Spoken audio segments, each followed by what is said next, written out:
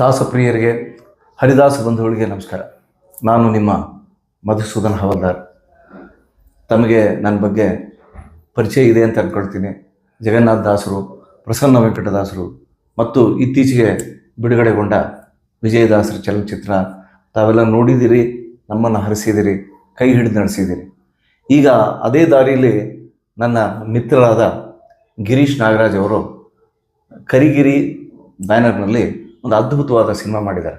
ಹಾಗಾಗಿ ನಾನು ಅವರಿಗೆ ಅಭಿನಂದನೆಗಳನ್ನು ಹೇಳೋಣ ಅನ್ನೋ ಒಂದು ಉದ್ದೇಶಕ್ಕೋಸ್ಕರ ನಾವಿಬ್ಬರು ಒಂದು ಚಿಟ್ ಚಾಟ್ ಅಂತಲೇ ಹೇಳ್ಬೋದು. ಅಂದರೆ ನಮ್ಮ ಅನುಭವಗಳನ್ನ ನಾವೇ ಮಾತಾಡಿಕೊಂಡು ಅದರ ಮೂಲಕ ನಮ್ಮ ಸಿನಿಮಾದ ಕೆಲವು ವಿಷಯಗಳನ್ನ ನಿಮ್ಮ ಮುಂದೆ ತಲುಪಿಸ್ಬೇಕು ಅಂತ ನಾನು ನಿಮ್ಮ ಮುಂದೆ ಬಂದಿದ್ದೀವಿ. ಹರಿದಾಸರ ದಿನಚರಿ ಮೊನ್ನೆ 5ನೇ ತಾರೀಕು ವಿದ್ಯಾಭೂಷಣರವರು ನಟಿಸಿ ಅದ್ಭುತವಾಗಿ ಅವರು ಗಾಯನ ಮಾಡಿದ್ದಾರೆ. ಎಲ್ಲ ಕಡೆ ಅದ್ಭುತವಾಗಿ ಹೋಗ್ತಾ ಇದೆ. ಅದು ತುಂಬ ತುಂಬ ಸಂತೋಷದ ವಿಚಾರ. ಅವರು ಹೀಗೆ 10 ಸಿನಿಮಾಗಳು ಅವರು ಮಾಡಲಿ, ನಾವು ನಮ್ಮ ಮಾತಾಂಬುಜ ಮೂವೀಸ್ ಬ್ಯಾನರ್ನಲ್ಲಿ ದಾಸರ ಚಲನಚಿತ್ರಗಳನ್ನ ಮಾಡ್ತಾ ಇರ್ತೀವಿ. ಮುಖ್ಯವಾಗಿ ಅವರಿಗೆ ಅಭಿನಂದನೆ ಸಲ್ಲಿಸುತ್ತಾ, ಅವರು ಗೆದ್ದಿದ್ದಾರೆ, ಯಶಸ್ವಿಯಾಗಿದ್ದಾರೆ. ಅವರಿಗೆ ನಿಮ್ಮೆಲ್ಲರ ಪರವಾಗಿ ಅವರಿಗೆ ಅಭಿನಂದನೆ ಸಲ್ಲಿಸ್ತಾ ಇದ್ದೀನಿ. ಧನ್ಯವಾದಗಳು. ನಮಸ್ಕಾರ. ನಮಸ್ಕಾರ. ಗಿರೀಶ್ ನಾಗರಾಜ್ ಅವರೇ, ನಾವು ಹರಿದಾಸ ಬಂಧುಗಳಿಗೆ, ದಾಸಪ್ರಿಯ ಜನಗಳಿಗೆ ದಾಸರ ಸಿನಿಮಾಗಳನ್ನ ನೋಡಬೇಕು ಅನ್ನೋ ಒಂದು ಅಭಿಲಾಷನ ಹೆಚ್ಚಿರ್ತಕ್ಕಂಥ ನಾವಿಬ್ಬರು. ಅಂದರೆ ನಾನು ಜಗನ್ನಾಥ ದಾಸರು, ಪ್ರಸನ್ನ ವೆಂಕಟದಾಸರು, ವಿಜಯದಾಸರು ಮಾಡಿದೆ. ನೀವು ಒಂದು ಸಿನಿಮಾದಲ್ಲಿ ಒಂದು ವಿಭಿನ್ನವಾದ ರೀತಿಯಲ್ಲಿ ವಿದ್ಯಾಭೂಷಣರವ್ರನ್ನ ನೀವು ತೆರೆ ಮೇಲೆ ತಂದು, ಅವರು ಅದ್ಭುತವಾದ ಗಾಯಕರನ್ನ ನಾಯಕರಾಗಿ ಮಾಡಿ ಮತ್ತು ಸಂಗೀತ ನಿರ್ದೇಶಕರಾಗಿ ಮಾಡಿ ಜನ ಮನ್ನಣೆ ಗಳಿಸಿದಿರಿ. ಅದರ ಅನುಭವನ ನನ್ನ ಮುಂದೆ ಹಂಚಿಕೊಂಡ್ರೆ ಎಲ್ರಿಗೂ ಗೊತ್ತಾಗುತ್ತೆ. ತಾವು ನಿಮ್ಮ ಅನುಭವವನ್ನು ಹೇಳ್ಬೋದು. ಅದು ನಮ್ಮಂತಹ ಎಷ್ಟೋ ಜನ ಯುವ ಪೀಳಿಗೆಗೆ ಇನ್ಸ್ಪಿರೇಷನ್ ಆಗ್ಬೋದು. So that is the whole goal of this film also. ಬೇರೆಯವ್ರಿಗೆ ಇನ್ನೊಂದಷ್ಟು ಇನ್ಸ್ಪಿರೇಷನ್ ನೀವೇನು ಮಾಡಿದ್ರಿ, ಆ ಇನ್ಸ್ಪಿರೇಷನ್ ಬೇರೆಯವ್ರಿಗಾದರೆ ಇನ್ನೊಂದಷ್ಟು ಜನ ಫಿಲ್ಮ್ ಮೇಕರ್ಸ್ ಹುಟ್ಕೋತಾರೆ. ಸೊ ಮೊದಲಾಗಿ ಅದಕ್ಕೆ ನಾನು ಅಭಿನಂದನೆಗಳು. ನನಗೂ ತುಂಬ ಸಂತೋಷ ಆಗುತ್ತೆ. ಏನಂದರೆ ನಾನೊಂದು ಚಿಕ್ಕವನಿದ್ದಾಗ ಒಂದು ಮಾತು ಕೇಳಿದ್ದೆ. ಹಂಪಿಯಲ್ಲಿ ಒಂದು ದೊಡ್ಡ ಗಣೇಶ ಮತ್ತು ಚಿಕ್ಕ ಗಣೇಶ, ಕಡಲೆಕಾಳು ಗಣಪ ಮತ್ತು ಈ ಗಣಪ ಅಂತ, ಅದರಲ್ಲಿ ಯಾರೋ ಒಬ್ಬರು ನನ್ನಂತವನು ಅವ್ರ ಹೊಕ್ಕಳಲ್ಲಿ ಒಂದು ಬೆರಳಿಟ್ಟಂತೆ, ಬೆರಳಿಟ್ಬಿಟ್ಟು ಹೀಗೆ ತಗೊಂಡಂತೆ ಇಮಿಡಿಯೇಟಾಗಿ. ಕಾರಣ ಯಾರೋ ಕೇಳಿದ್ರಂತೆ, ಏನಾಯಿತು ಅಂದರೆ, ಇಲ್ಲ ಇದು ಒಳಗಡೆ ತುಂಬ ಐಸಲ್ಲಿ ಕೈ ಇಟ್ಟರೆ ತಂಪಾಗುತ್ತೆ ಅಂತ, ಅಷ್ಟು ಚಳಿ ಇದೆ ಅದ್ರ ಒಳಗಡೆ ಬೆರಳಲ್ಲಿ ಕೈ ಇಟ್ಟರೆ ಅಂತ. ಹಾಗಾಗಿ ಅದಾದಮೇಲೆ ನೀವು ಇಟ್ಟಿದ್ದೀರಿ, ಆದರೆ ಅದರ ಸುಖ ಏನು, ಅದರ ಏನು ನಿಮ್ಗೆ ಗೊತ್ತಾಗಿದೆ. ನಿಜ ಹೇಳಬೇಕು ಅಂದರೆ ದಾಸರ ಸಿನಿಮಾನೇ ಒಂದು ಅದ್ಭುತವಾದ ಒಂದು ಪರಿಕಲ್ಪನೆ ಮತ್ತು ಒಂದು ಸುಖ. ತಮ್ಮ ಅಭಿಪ್ರಾಯ, ತಮ್ಮ ಅನುಭವ. ಈ ಹರಿದಾಸರ ದಿನಚರಿ ಹುಟ್ಟಿದ್ದು 1 ವರ್ಷದ ಯಾನ. ಒಂದು ವರ್ಷ ನಾವು ಇದನ್ನ ಈ ಒಂದು ಚಿತ್ರದ ಯಾನದಲ್ಲಿ ತೊಡಗಿಸ್ಕೊಂಡಿದ್ದೇವೆ. ಮೂಲವಾಗಿ ಹುಟ್ಟೋದಕ್ಕೆ ಕಾರಣ ನಾನು ಬೆಳೆದು ಬಂದ ಪರಂಪರೆ. ಓಕೆ, ನಮ್ಮದು ದಾಸ ಪರಂಪರೆನೇ. ವೇಣುಗೋಪಾಲ ದಾಸರು ಅಂತ ಹರಿಕಥೆ ಮಾಡ್ತಿದ್ರು. 5 ಜನ ಅಣ್ಣ ತಮ್ಮಂದ್ರು. ವೆಂಕಟದಾಸರು ಮೊದಲನೇವರು. ಅವರು he was a very revolutionary. ಹರಿಕಥೆಯೇ ಮೈಲಿಗೆ ಅನ್ನುವ ಕಾಲದಲ್ಲಿ, ಅಂದರೆ ಹರಿಕಥೆ ಮಾಡೋದು, ಸಂಗೀತ ಎಲ್ಲ ಅದು ಸದ್ಬ್ರಾಹ್ಮಣನಿಗೆ ಅದು ಒಳ್ಳೆಯದಲ್ಲ, ಬೀದಿಗೆ ಹೋಗಿ ಹರಿಕಥೆ ಮಾಡೋದು. ಅದು ಅಂಥ ಕಾಲದಲ್ಲಿ ಅವರು ಹರಿಕಥೆಯನ್ನು ಜನಮನಗಳನ್ನು ಮುಟ್ಟಿಸ್ಬೇಕು ಅಂತ. ಯಾಕಂದರೆ ದಾಸರ ಆ ಒಂದು ಪರಂಪರೆ ಏನಿದೆ ಇದನ್ನೇ ಹೇಳ್ಕೊಟ್ರು. ಪುರಂದರದಾಸರು ಅಥವಾ ಅನೇಕ ಹರಿದಾಸರು, ಮಧ್ವಾಚಾರ್ಯರಿಂದ ಹಿಡಿದು ಈ ದಾಸ ಪರಂಪರೆ ಏನು ಮುಂದುವರೆದುಕೊಂಡು ಬಂದಿದೆ, ಜನಸಾಮಾನ್ಯರಿಗೆ ಮುಟ್ಟೋ ಕೆಲಸನೇ ಅವರೆಲ್ಲ ಮಾಡಿ. ಖಂಡಿತ. ಸೊ ಹಾಗಾಗಿ ವೆಂಕಟದಾಸರು ಮೊದಲು ಮನೆಯನ್ನೇ ತೊರೆದು ಬಂದು ಹರಿಕಥೆಯನ್ನೇ ಅವರ ಮೂಲ ಜೀವನವನ್ನಾಗಿಸ್ಕೊಂಡು ಎಷ್ಟೋ ಜನಗಳಿಗೆ ಅವರು ಸ್ಫೂರ್ತಿ ಕೊಟ್ಟಿದ್ದಾರೆ. ಅವರಿಂದ ಸ್ಫೂರ್ತಿ ತಗೊಂಡಿರೋರು ಅವರ ತಮ್ಮನೇ ಆದ ವೇಣುಗೋಪಾಲದಾಸರು. ಅವರು ಎಲ್ಲರಿಗೂ ಗೊತ್ತಿದೆ, ವೇಣುಗೋಪಾಲದಾಸರು ಎಷ್ಟೋ ಸಾವಿರಾರು ಹರಿಕಥೆಗಳನ್ನು ಮಾಡಿದವರು. ಆ ಒಂದು ಕುಟುಂಬದಲ್ಲಿ ನಮ್ಮ ತಾತ ಪಟ್ಟಾಭಿರಾಮಾಚಾರ ಅಂತ, ಅವರು ಕೂಡ ಹರಿಕಥೆ ಮಾಡ್ತಿದ್ರು. ಮೊನ್ನೆ ಅರಳುಮಲ್ಲಿಗೆ ಪಾರ್ಥಸಾರಥಿ ಅಣ್ಣಯ್ಯ ಒಂದು ದಾಸ ಸಾಹಿತ್ಯ ಸಭೆಯಲ್ಲಿ ಹೇಳ್ತಾರೆ, ಈ 5 ಜನ ಅಣ್ಣ ತಮ್ಮಂದರು, ವೆಂಕಟದಾಸರು, ಸುಬರ್ಣಾಚಾರ್ಯರು, ಪ್ರಾಣೇಶಾಚಾರ್ಯರು, ಆಮೇಲೆ ಪ್ರಾಣೇಶಾಚಾರ್ಯರು, ವೇಣುಗೋಪಾಲದಾಸರು, ಪಟ್ಟಾಭಿರಾಮಾಚಾರ್ಯರು, 5 ಜನ ಸಾಮಾನ್ಯ ಮನುಷ್ಯರಲ್ಲ, ಗಂಧರ್ವರೇ, ದೇವತೆಗಳೇ, ಕೆಳಗಿಳಿದು ಬಂದಿದ್ದಾರೆ. ಅವ್ರು ಏನು ಮಾಡಬೇಕು ಅದನ್ನು ಮಾಡಿಬಿಟ್ಟು ಹೋಗಿದ್ದಾರೆ ಅಂತ. ಸೊ ಆ ಒಂದು ವಂಶದಲ್ಲಿ ಪರಂಪರೆಯಲ್ಲಿ ಹುಟ್ಟುವಂಥ ಸೌಭಾಗ್ಯ ನನ್ನಂಥವನಿಗೆ ಕರುಣಿಸಿದ್ದಕ್ಕೆ ಆ ಭಗವಂತನಿಗೆ ನಾನು ಚಿರಋಣಿ. ಅವರು ಹಾಕಿಕೊಟ್ಟ ಹಾದಿಯಲ್ಲಿ ಒಂದು ಸಾಸಿವೆ ಕಾಳಷ್ಟು ಮಾಡೋಷ್ಟು ಕೆಪಾಸಿಟಿ ನಮಗಿದೆ ಅಷ್ಟೇ. ಅವರು ಹೇಗೆ ಒಂದು ರೆವಲ್ಯೂಷನರಿ ಸ್ಟೆಪ್ ತೊಗೊಂಡ್ರು, ಆಗಿನ ಕಾಲಕ್ಕೆ ಹರಿಕತೆಯನ್ನು ಬೀದಿಗೆ ತರೋದೇ ಒಂದು ರೆವಲ್ಯೂಷನರಿ. ಈಗ ಚಿತ್ರಮಂದಿರಗಳು ಇಂಥ ಸಿನಿಮಾಗಳನ್ನು ನೋಡಬಹುದಾ ಅಂತ ಮೈಲಿಗೆಯ ಒಂದು ಮೆಂಟಾಲಿಟಿ ಇದ್ದರೆ ಅದನ್ನು ಯೂಸ್ ಮಾಡ್ಕೋಬೋದು ಅಂತ ಪ್ರೂವ್ ಮಾಡೋದಕ್ಕೆ ನೀವೆಲ್ಲ ಒಂದು ಹಾದಿ ಹಾಕ್ಕೊಟ್ಟಿದ್ರಿ. ಸೊ ನನಗನ್ಸಿದ್ದೇನೆಂದರೆ ಹರಿದಾಸರ ದಿನಚರಿ ಒಂದು ಪುರಂದರದಾಸರ ಕಥೆ ಆಲ್ರೆಡಿ ಬಂದಿದೆ. ರಾಜ್ಕುಮಾರ್ ಅಂತ ಮೇರು ಮಾಡಿದ್ದಾರೆ, ತುಂಬಾ ಜನ ಅಶ್ವಥ್ ಮಾಡಿದ್ದಾರೆ. ಶಂಕರ್ನಾಗ್ ಕೂಡ ಒಂದು ಗಿರೀಶ್ ಕಾರ್ನಾಡ್ರ ಜೊತೆ ಒಂದು ಪ್ರಾಜೆಕ್ಟ್ ಮಾಡಿದ್ದಾರೆ, ಕನಕ ಪುರಂದರ ಡಾಕ್ಯುಮೆಂಟರಿ ಸ್ಟೈಲ್ ನಲ್ಲಿ ಮಾಡಿದ್ದಾರೆ. ಆಮೇಲೆ ಹಲವಾರು ಸೀರಿಯಲ್ಗಳು ಬಂದಿವೆ, ಕಥೆಗಳು ಬಂದಿವೆ. ಬಹಳಷ್ಟು ಪುರಂದರದಾಸರ ಒಂದು ಕೀರ್ತಿನ ಹಲವಾರು ರೀತಿಯಲ್ಲಿ ಪ್ರಯೋಗ ಮಾಡಿದ್ದಾರೆ, ಜನ ತಿಳ್ಕೊಂಡು ಇದ್ದಾರೆ. ಯಾಕಂದ್ರೆ ಅವ್ರ ಜೀವನ ಚರಿತ್ರೆ, ಪುರಂದರದಾಸ ಜೀವನ ಚರಿತ್ರೆ ಬಹುಶಃ ಎಲ್ಲರಿಗೂ ಒಂದು ಚಿರಪರಿಚಿತವಾದಂಥ ಜೀವನ ಚರಿತ್ರೆ. ನಾವು ಕೋಟಿ ನಾರಾಯಣರಾಗಿದ್ದವರು ಸಂಸಾರನ ಬಿಟ್ಟು ವೈರಾಗ್ಯಕ್ಕೆ ಬಂದ ಒಂದು ಹಾದಿ ಏನಿದೆ ಅದೆಲ್ಲರಿಗೂ ತಿಳಿದಿಲ್ಲ. ಸೊ ಮತ್ತೆ ಅದನ್ನೇ ಹೇಳಬೇಕು ಅನ್ನೋದು ನನ್ನ ಮನಸ್ಸಿನಲ್ಲಿ ಯಾಕೋ ಅದಷ್ಟು ಬೇರು ಇರಲಿಲ್ಲ. ಅದು ಈಗ ನಾನು ಹೇಗೆ ದಾಸರ ಸಿನಿಮಾ ಮಾಡಿದೆ ಅಂತ ನೀವು ನನ್ನ ಧೈರ್ಯಕ್ಕೆ ಮೆಚ್ಚಬೇಕು ಅಂತೀರೋ, ಪುರಂದರದಾಸರ ಬಗ್ಗೆ ಮತ್ತೆ ನೀವು ಅದೇ ಕಾನ್ಸೆಪ್ಟ್ ಆಡ್ಸ್ಕೊಂಡ್ರೆ ನಿಮ್ಮ ಧೈರ್ಯಕ್ಕೂ ಧೈರ್ಯನೂ ಮೆಚ್ಚಬೇಕು. ಅದು ಯಾಕೆಂದ್ರೆ ಆಮೇಲೆ ಧೈರ್ಯ ಅನ್ನೋದಕ್ಕಿಂತ ನನಗೆ ವಿಶ್ವಾಸ ಆಯ್ತು. ನಾನು ಏನು ಹೇಳಕ್ ಹೊರಟಿದ್ದೀನಿ ಅದು ಜನಕ್ಕೆ ಮುಟ್ಟುತ್ತೆ. ಖಂಡಿತ ಅದಕ್ಕೆ ಧೈರ್ಯನೂ ಬೇಕು, ಇಲ್ಲ ಆದ್ರೆ ಮೊದಲು ನಮ್ಮ ಹೃದಯದಲ್ಲಿ ನಮಗೆ ವಿಶ್ವಾಸ ಮಾಡ್ಬೇಕು, ಇದು ನನಗಿಷ್ಟ ಆಗ್ಬೇಕು ಫಸ್ಟ್.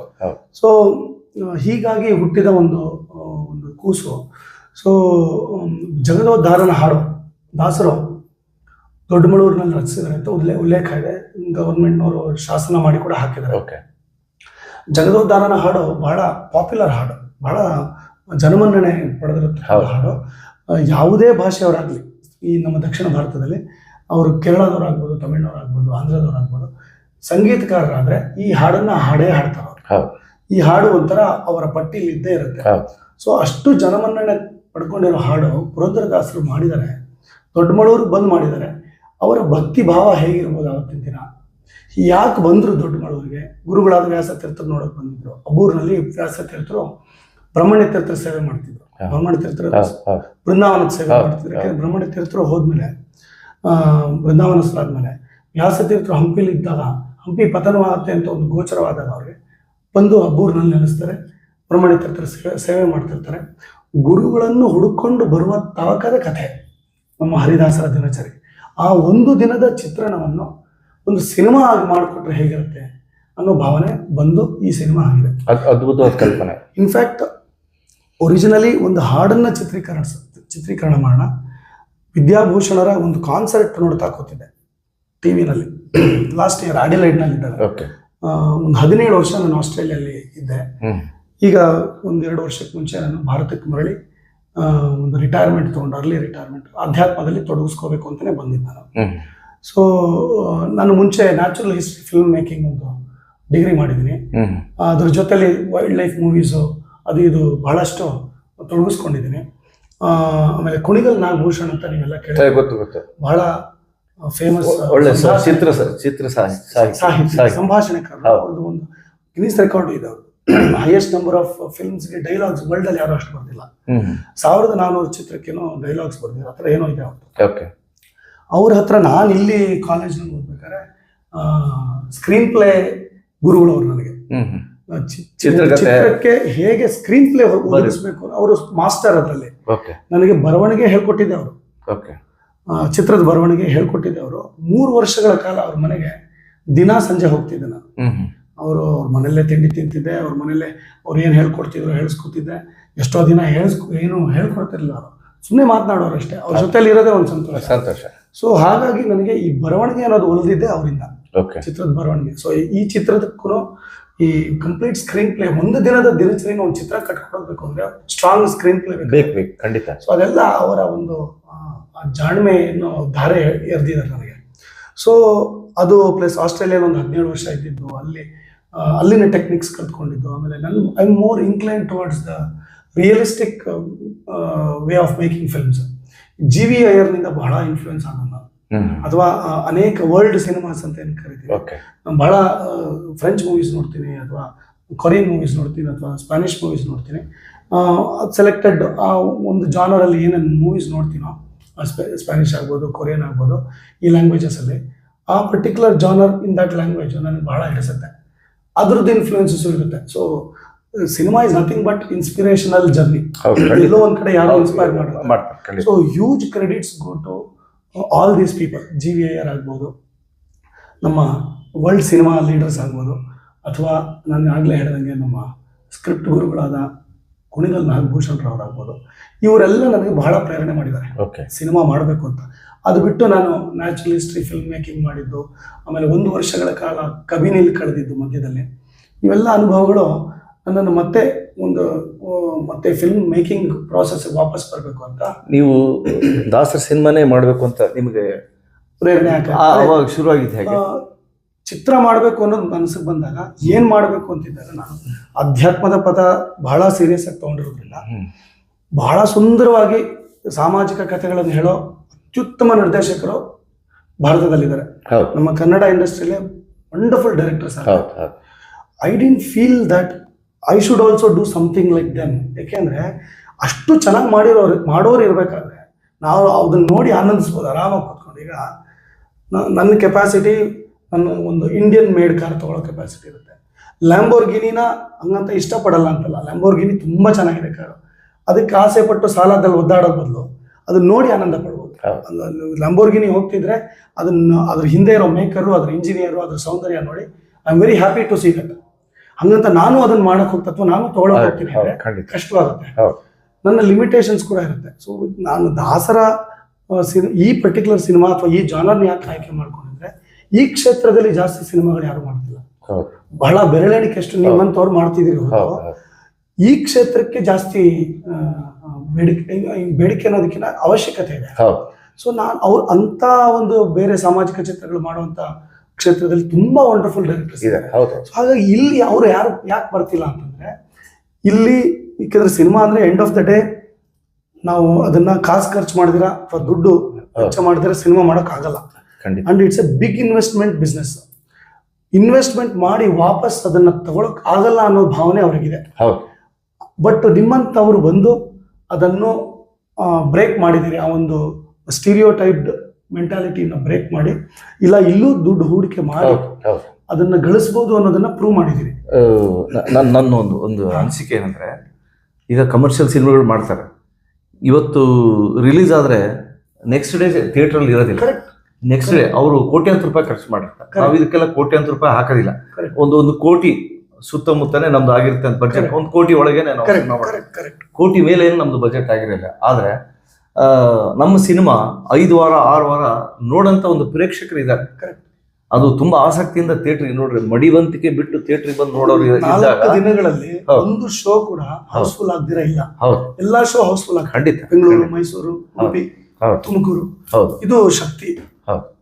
ಸೊ ಆ ಶಕ್ತಿನ ಒಂದು ನಮ್ಮ 3 ಸಿನಿಮಾಗಳು, ಅದಲ್ದೇನೆ ನಿಮ್ಮ ಸಿನಿಮಾ ಇವತ್ತು ಹೇಳಬೇಕು ಅಂದ್ರೆ ಅತ್ಯದ್ಭುತವಾಗಿ ಜನಗಳು ರಿಸೀವ್ ಮಾಡ್ಕೊಂಡ್ರೆ ಅದು ನಮಗೆ ಬಹಳ ಸಂತೋಷ ಇದೆ. ಕಾರಣ ಏನಂದ್ರೆ, ಮುಂಬರೋ ದಿನಗಳಲ್ಲಿ ನನ್ನಂಥವ್ರು ನಿಮ್ಮಂಥವ್ರು ಯಾರೇ ಸಿನಿಮಾ ಮಾಡಿದ್ರು ಅವ್ರು ಒಂದು ನಂಬಿಕೆ ಇದೆ, ಇಂಥ ಸಿನಿಮಾಗಳು ನೋಡ್ತಾರೆ.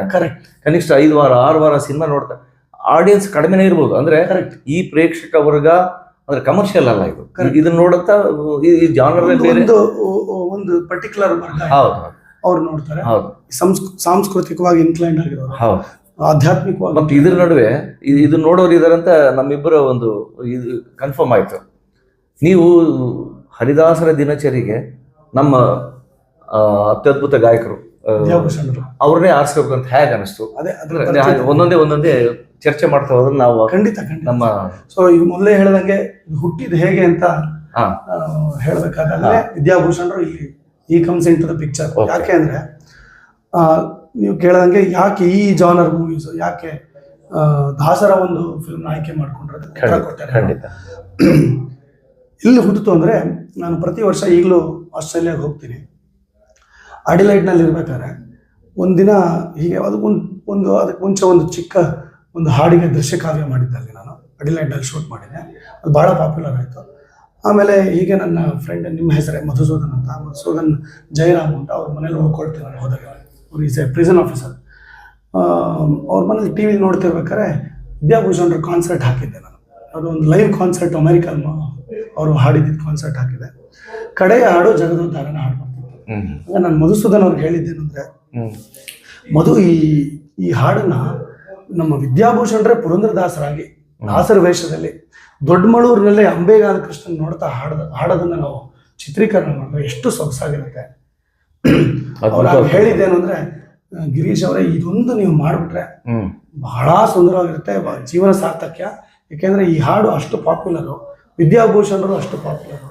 ಅವರು ದಾಸರ ವೇಷದಲ್ಲಿ ಬಂದು ಕೃಷ್ಣನ್ ಮುಂದೆ ಹಾಡೋ ಹಾಡನ್ನು ನಾವು ಚಿತ್ರೀಕರಣ ಮಾಡಿಬಿಟ್ರೆ ಅದು ಅದ್ಭುತವಾಗಿ ಬರುತ್ತೆ. ಅದು ತುಂಬ ಜನ ಮೆಚ್ಚುಗೆ ಪಡಿಸ್ಕೊತಾರೆ. ಆಮೇಲೆ ಅದು ತುಂಬ ಶಾಶ್ವತವಾಗಿ ಉಳ್ಕೊಳ್ಳೋವಂಥ ಒಂದು ಪ್ರಾಜೆಕ್ಟು. ಆ ರಾತ್ರಿಯೇ ನನಗೆ ಈ ಕತೆ ಹೊಡೆದಿದ್ದು. ಬರೀ ಹಾಡನ್ನು ಮಾಡೋದಕ್ಕಿಂತ ದಿನಚರಿಯನ್ನು ಮಾಡಿದ್ರೆ ಹೇಗಿರುತ್ತೆ. ಫಸ್ಟ್ ಕ್ಲಾಸ್, ಒಳ್ಳೆ ಐಡಿಯಾ. ಆಮೇಲೆ ನನ್ನ ಸ್ನೇಹಿತರ ಹತ್ರ ಎಲ್ಲ ಡಿಸ್ಕಸ್ ಮಾಡಿದಾಗ ಎಲ್ಲರೂ ಇದು ಆಗುವಂಥ ಕೆಲಸ ಅಲ್ಲ, ದಿನಚರಿ ಅಂತ ಒಂದು ಸಿನಿಮಾ ಅಂತ ಮಾಡಿದಾಗ ಅದಕ್ಕೆ ಆದಂಥ ಒಂದು ಫಾರ್ಮ್ಯುಲಾ ಇದೆ, ಅದಕ್ಕೆ ಆದಂಥ ಚೌಕಟ್ಟುಗಳಿದೆ, ಅದಕ್ಕೆ ಆದಂಥ ಒಂದು ಟ್ರೀಟ್ಮೆಂಟ್ ಇದೆ. ದಿನಚರಿನ ಹೇಗೆ ಹೇಳಿ, ಒಂದು ದಿನ ಓಕೆ, ಈಗ ಕ್ರೈಮ್ ಜಾನರ್ ಬರುತ್ತೆ, ಒಂದು ರಾತ್ರಿಯಲ್ಲಿ ನಡೆಯೋ ಕತೆ, ಅದರಲ್ಲಿ ಸ್ವಲ್ಪ ಆಡ್ರಿನಲಿನ್ ರಶ್ ಆಗುವಂಥ ಸಿಚುವೇಶನ್ಸು, ಆ್ಯಕ್ಷನ್ಸು ಎಲ್ಲ ಇದ್ದಾಗ ಒಂದು ರಾತ್ರಿ ಕತೆನೂ ಹೇಳ್ಬೋದು. ಆದರೆ ದಾಸರಿಗೆ ನಾವು ದಾಸರ ಜೀವನ ಶೈಲಿಯನ್ನು ತೋರಿಸ್ಬೇಕಾದ್ರೆ ಅದು ಸಪ್ಪೆ ಆಗ್ಬೋದಾ, ಅಥವಾ ಫ್ಲ್ಯಾಟ್ ಆಗ್ಬೋದಾ, ಬೋರ್ ಆಗ್ಬೋದಾ, ಅಥವಾ ನಾವೆಲ್ಲ ಮಾಡುವಂಥ ಅನುಷ್ಠಾನಗಳು ಅದು ಎಲ್ಲ ಅವರು ಅದನ್ನೇ ಮಾಡ್ತಿದ್ದು. ಸೊ ಹಾಗಾಗಿ ಅದು ಎಲ್ರಿಗೂ ಗೊತ್ತಿರೋದು ಅದೇನು ಮತ್ತೆ ಹೇಳಬೇಕು ಇಲ್ಲ. ನಾನು ಅವಾಗ ಅವ್ರು ಕನ್ವಿನ್ಸ್ ಮಾಡಿದ್ದೇನು ಅಂದರೆ, ನಾವೆಲ್ಲ ಮಾಡ್ತಿರೋದನ್ನ ಅವ್ರು ಮಾಡ್ತಿದ್ರು ಅನ್ನೋ ತಪ್ಪು. ಅವರು ಹೇಗೆ ಐಡಿಯಲ್ ಸೆಟ್ ಮಾಡ್ತಿದ್ದಾರೆ ಅದರಲ್ಲಿ ನಾವು ಎಷ್ಟು ಪರ್ಸೆಂಟೇಜ್ ಈಗ ಮಾಡ್ತಿರ್ಬೋದು ಅನ್ನೋದನ್ನು ತೋರಿಸ್ಬೇಕು.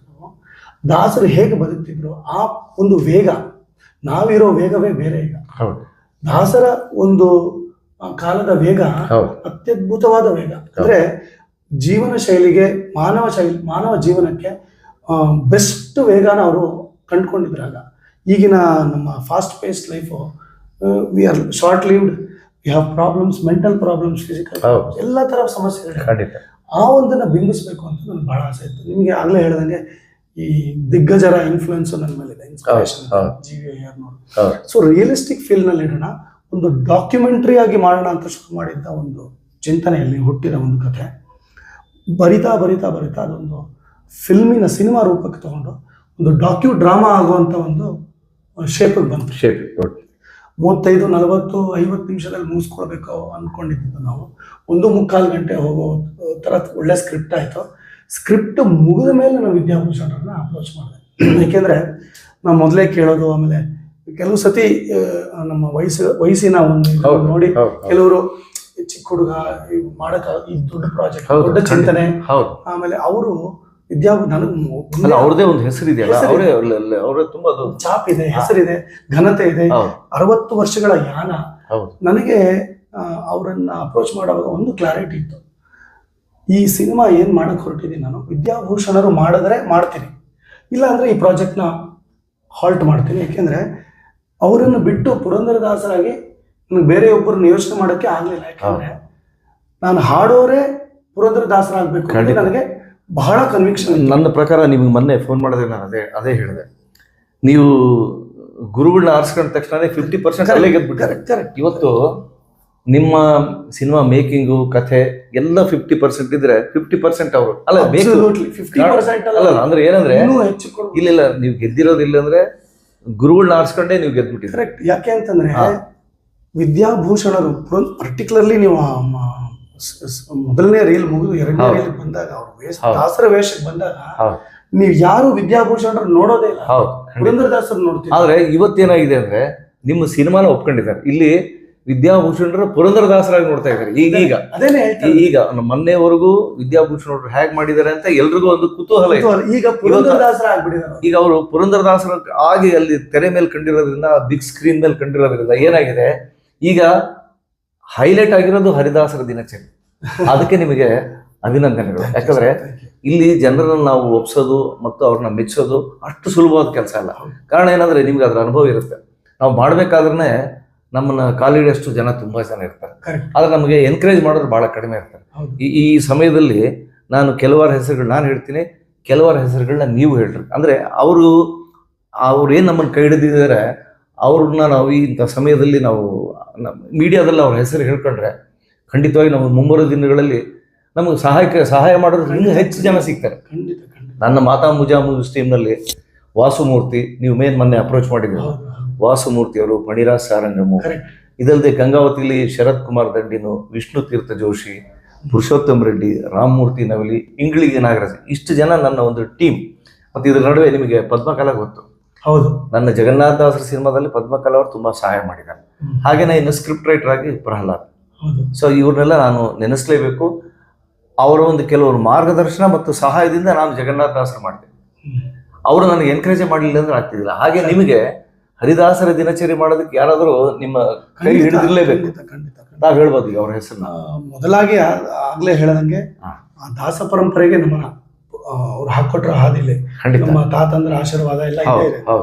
ಅದ್ರ ಜೊತೆಲಿ ನನ್ನ ಕುಟುಂಬ ಬಹಳ ಸ್ಟ್ರಾಂಗ್ ಆಗಿ ನಿಂತ್ಕೊಂಡಂತ ಕುಟುಂಬ. ಯಾಕೆಂದ್ರೆ ಇಲ್ಲಿ ಪ್ರೊಡ್ಯೂಸರ್ ನಾನೇ ಆಗಿರೋದ್ರಿಂದ ನಾನು ಒಂದು 17 ವರ್ಷ ಓವರ್ಸೀಸಲ್ಲಿ ಆಸ್ಟ್ರೇಲಿಯಾಲಿದ್ದೆ.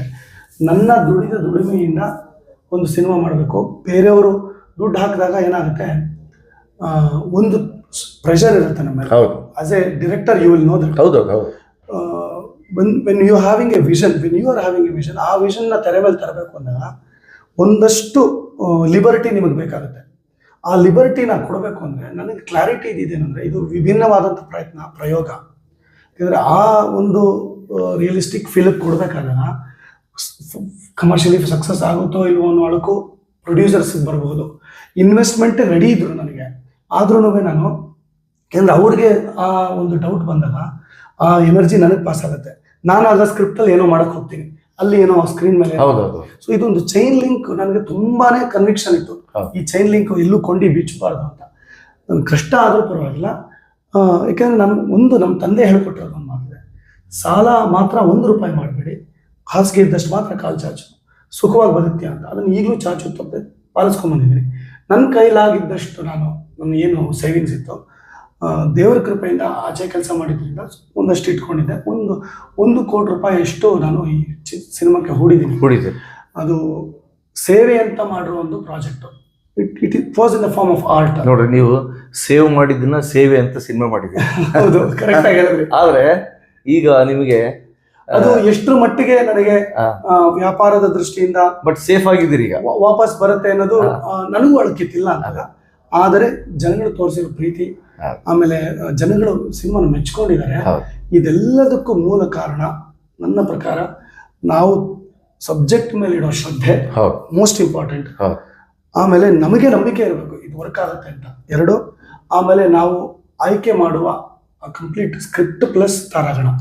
ಮೊದಲಾಗಿ ನಾನು ನೆನೆಸ್ಕೋಬೇಕಾಗಿರೋದು, ಆ ಜನ್ಮ ಪರ್ಯಂತ ಚಿರಋಣಿ ಆಗ್ಬೇಕಾಗಿರೋದು ನಮ್ಮ ವಿದ್ಯಾಭೂಷಣ. ಖಂಡಿತ. ನಾನಾಗಲೇ ಹೇಳದಂಗೆ ನನ್ನ ಕುಟುಂಬ, ನಮ್ಮ ತಂದೆ ಈಗಿಲ್ಲ, ಆದ್ರೆ ಅವರ ಆಶೀರ್ವಾದ ಇದೆ. ನನ್ನ ತಾಯಿ ಆಗಲಿ, ನನ್ನ ಹೆಂಡತಿ, ಆ ಹೆಂಡತಿ ಅಕ್ಕ ನಾಗಶ್ರೀ ಅಥವಾ ಅವರ ಮನೆಯವರು ಅಂಬರೀಶ್ ಅಥವಾ ನಮ್ಮ ದೊಡ್ಡಪ್ಪ ಒಬ್ಬರು ಪ್ರಸನ್ನ ವೆಂಕಟೇಶ ಮೂರ್ತಿಗಳು, ನಮ್ಮ ಇಡೀ ಪ್ರಭಾತ್ ಕಲಾವಿದರು, ಇವರೆಲ್ಲರ ಒಂದು ಬೆಂಬಲ ಏನಿದೆ, ಮಾನಸಿಕ ಬೆಂಬಲ, ಮಾರಲ್ ಸಪೋರ್ಟ್ ವೆರಿ ಇಂಪಾರ್ಟೆಂಟ್. ಯಾಕೆಂದ್ರೆ ಎಲ್ಲರೂ ದುಡ್ಡಿನಲ್ಲೇ ಸಪೋರ್ಟ್ ಕೊಡಬೇಕು ಅಂತಿಲ್ಲ. ನನಗೆ ಒಂದಷ್ಟು ಜನ ದಿನಾನು ನೆಗೆಟಿವ್ಲಿ ಕಾಲ ಎಳಿತಿದ್ರೆ ಬೇಡ ಇದು ಆಗಲ್ಲ. ಯಾಕಂದ್ರೆ ನಾನೇನು ಆಗರ್ಭ ಶ್ರೀಮಂತ ಅಲ್ಲ. ನಮ್ಮ ಒಂದು ಸೇವಿಂಗ್ಸ್ ನ ಹಾಕಿ ಮಾಡೋದು. ಮುಖ್ಯವಾಗಿ ದಾಸರ ಸಿನಿಮಾ ಮಾಡೋರು ಶ್ರೀಮಂತರು ಇರಕ್ಕೆ ಸಾಧ್ಯ ಇಲ್ಲ. ಅವರೇ ಯಾವ ಮಾಡಿ ಮಾಡ್ಬೇಕಾದ್ರೆ ನಾವು ಅದನ್ನೇ ಮಾಡಿ ಸಿನಿಮಾ ಮಾಡ್ಬೇಕಾಗತ್ತೆ. ಸೊ ಬಟ್ ಇದೊಂದು ಹೊಸ ಪ್ರಯೋಗ ಆಗಿದ್ರಿಂದ ನಾನೇನು ಅನ್ಕೊಂಡೆ, ಬೇರೆಯವರನ್ನ ಆ ಒಂದು ಪ್ರೆಷರ್ಗೆ ಹಾಕೋದು ಬೇಡ, ನಾನೇ ಮಾಡೋಣ, ಸೇವೆ ಅಂತ ಮಾಡೋಣ. ವಾಪಸ್ ಬಂದ್ರೆ ವೆಲ್ ಅಂಡ್ ಗುಡ್, ಇನ್ನೊಂದಕ್ಕೆ ನಾಂದಿ ಆಗುತ್ತೆ. ಇಲ್ಲ ಅಂತಂದ್ರು ಸೇವೆ ಅಂತ ಉಳ್ಕೊಳ್ಬೇಕು. ಜನಮನ್ನಣೆ ಗಳಿಸಿದ್ರು ಸಾಕು, ಜನಕ್ಕೆ ಹೋದ್ರೆ ಸಾಕು. ಜನಕ್ಕೆ ಹೋಗಿ ಇಲ್ಲ ಇದೊಂದು ಅದ್ಭುತವಾಗಿ ಬಂದಿದೆ, ನನಗೆ ಎಲ್ಲದಕ್ಕಿಂತ ಮೇಲೆ ನಾನು ಅದನ್ನು ಹೇಳಲೇಬೇಕು, ಇದು ಸತ್ಯ. ವಿದ್ಯಾಭೂಷಣರಿಗೂ ನಾನು ಹೇಳಿದ್ದೆ, ಗುರುಗಳಿಗೆ, ನನಗೆ ಎಲ್ಲಿ ಗೆಲ್ತೀನಿ ನಾನು ಅಂದರೆ, ಯಾವತ್ತು ನೀವು ಈ ಸಿನಿಮಾ ನೋಡಿ ನನಗೆ ಸಮಾಧಾನ ಆಗಿದೆ ಅಂತ ಹೇಳ್ತಾರೆ ಅವತ್ತು ಗೆಲ್ತೀನಿ. ಅದಾದಮೇಲೆ ನಾನು ರಿಲೀಸ್ ಮಾಡೋದು, ಇಲ್ಲಾಂದ್ರೆ ರಿಲೀಸೇ ಮಾಡೋಕ್ಕೆ ಹೋಗಲ್ಲ. ಅದಕ್ಕೆ ನೀವು ನೋಡಿರ್ಬೋದು, ನಾವು ಯಾವ ಪ್ರಮೋಷನ್ಸ್ನು ಮಾಡಿರಲಿಲ್ಲ. ಈ ಚಿತ್ರ ಒಂದು ಆಗ್ತಿದೆ ಅಂತಾನೆ ಯಾರಿಗೂ ಗೊತ್ತಿದ್ದಿಲ್ಲ. The reason behind this was, even though I was confident. ನನಗೆ ಪದ್ಮಕಲಾ ಒಂದು ದಿವಸ ಹೇಳಿದ್ರು, ನೀವು ಆಸ್ಟ್ರೇಲಿಯಾದಿಂದ ಹೀಗೆ ಬಂದಿದ್ದೀರ ಒಬ್ರು, ಸಿನಿಮಾ ನಿರ್ಮಾಣ ಅವ್ರು ತಾರಾಗಣದಲ್ಲಿ ಇದ್ದಿದ್ರಿಂದ ಅವ್ರಿಗೆ ಗೊತ್ತಿತ್ತು. ನನಗೆ ಹೇಳಿ ಒಂದು ಹಾಡಲ್ಲಿ ಬಂದು ಹೋಗ್ತಾರಲ್ಲ ಅವರು, ಹೌದು. ಹಾಗಾಗಿ ಹೇಳಿದ್ರು. ನಾನು ಅವ್ರನ್ನ ಹಾಗಿದ್ರೆ ಏನು ಕಾನ್ಸೆಪ್ಟ್, ಅವ್ರನ್ನ ಮೀಟ್ ಮಾಡ್ಬೇಕಲ್ಲ ಅಂದರೆ, ಇಲ್ಲ ಅವರು ಬೇರೆ ಬೇರೆ ವಿಚಾರದಲ್ಲಿ ಬ್ಯುಸಿ ಇದ್ದಾರೆ. ಸರಿ, ಓಕೆ.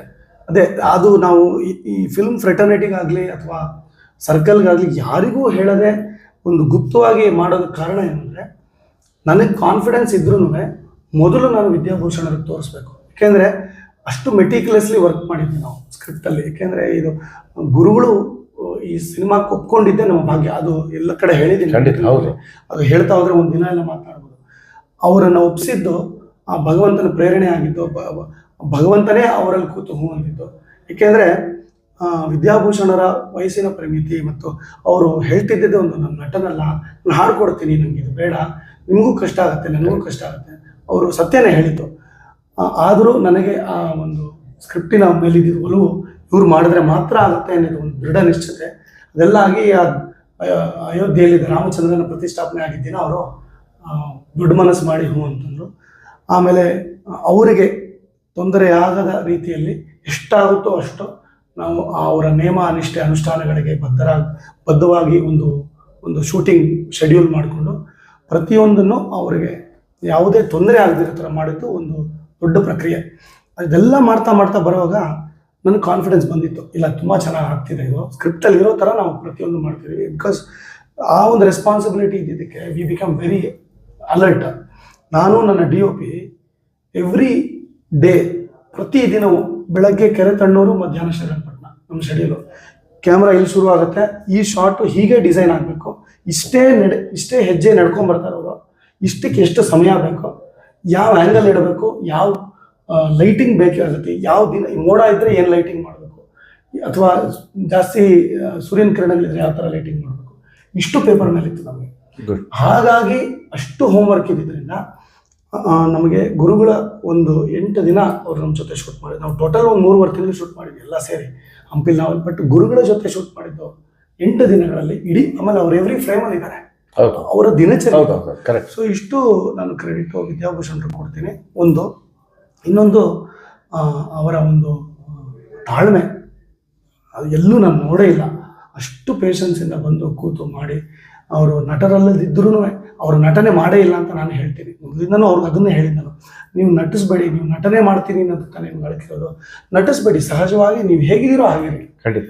ಒಂದು ಸ್ಮಾಲ್ ಲಿಟಲ್ ಟಿಪ್ಸ್. ತುಂಬಾ ಚೆನ್ನಾಗಿ ಅಭಿನಯಿಸಿದ್ದಲ್ಲ ಅಂತ ಸಿನಿಮಾ ಅಲ್ಲ, ಕರೆಕ್ಟ್, ಜೀವಿಸಿದ್ದಾರೆ, ಆಗಿದ್ದಾರೆ. ಇದನ್ನೆಲ್ಲ ನಾವು ಫೀಲ್ ಮಾಡಿದ್ದೀವಿ. ಸೊ ಅವರಿಗೆ, ಅವರ ಮನೆಯವರಾದ ರಮಾ ವಿದ್ಯಾಭೂಷಣರವರಿಗೆ ಅವರು ನಮಗೆ ಬಹಳ ಸಹಕಾರ ಕೊಟ್ಟಿದ್ದಾರೆ. ಅವ್ರ ಮಗಳು, ಮಗ, ಪ್ರತಿಯೊಬ್ಬರು, ಅವ್ರ ಕುಟುಂಬ, ಇಡೀ ಕುಟುಂಬ ನಮಗೆ ಸಹಕಾರ. ಅವರಿಗೆ ನಾನು ಚಿರಋಣಿ. ಅದ್ರ ಜೊತೆಯಲ್ಲಿ ನನ್ನ ಬಹಳಷ್ಟು ಸ್ನೇಹಿತರಿದ್ರು. ಅವ್ರ ಬಗ್ಗೆ ನೀವು ಎಲ್ಲರೂ ಥ್ಯಾಂಕ್ಸ್ ಹೇಳಿದಲ್ಲ. ನಿಮ್ಮ ಹೆಸರೇ ಆಗಿರೋ ಮಧುಸೂದನ್ ಜಯರಾಮ್ ಅಂತ ಆಸ್ಟ್ರೇಲಿಯಾ, ಅವರು ನನಗೆ ಬಹಳ ಮಾರಲ್ ಸಪೋರ್ಟ್ ಕೊಟ್ಟಿದ್ದಾರೆ. ನನ್ನ ಕುಟುಂಬದವರು. ಆಮೇಲೆ ಡಾಕ್ಟರ್ ರವೀಂದ್ರ ಅಂತ ಒಬ್ಬರು ಇದ್ದಾರೆ ಆಸ್ಟ್ರೇಲಿಯಾದಲ್ಲಿ, ಅವರು ಬಹಳ ಮಾರಲ್ ಸಪೋರ್ಟ್ ಕೊಟ್ಟಿದ್ದಾರೆ. ನನ್ನ ಪ್ರಭಾತ್ ಕಲಾವಿದರ ಸಮಸ್ತ ಕುಟುಂಬ ಬಹಳ ಸಪೋರ್ಟ್ ಕೊಟ್ಟಿದ್ದಾರೆ. ನೀವೀಗ ಒಂದಷ್ಟು ಹೆಸರುಗಳನ್ನು ತಗೊಂಡ್ರೆ, ವಾಸುಮೂರ್ತಿ, ಅವರ ಸಾರಂಗಮ್, ಅವರ ಟೀಮ್ ಏನಿದೆ ನೋಡಿ. ನನಗೆ ಅವ್ರು ಹೇಳಿದ್ರು, ನಂದು ಜಗನ್ನಾಥ ದಾಸರ ಸಿನಿಮಾ ಈಗ ರೆಡಿ ಆಗಿದೆ, ಬಟ್ ನಾನು ಜನವರಿ ಎಂಡ್ ಅಥವಾ ಫೆಬ್ರವರಿ ಅಂತ ರಿಲೀಸ್ ಮಾಡೋಕ್ಕೆ ರೆಡಿ ಇದೆ. ಯಾವಾಗ ಹರಿದಾಸ ದಿನಚರಿ ಬಂತೋ ಅದು ಸಕ್ಸಸ್ ಆಯ್ತಲ್ಲ, ನನಗೆ ಭಾಳ ಖುಷಿ ಆಯ್ತು ವೈಯಕ್ತಿಕ. ಅದಕ್ಕೆ ನಾನು ನೀವು ಕಲಿತು ಇದೊಂದು ಒಳ್ಳೆ ಜನಗಳಿಗೆ ಒಂದು ಸಂದೇಶ ತಲುಪಿಸೋಣ ಅಂತ ನಾವು ಮಾತಾಡ್ತಾ ಇದ್ದೀವಿ.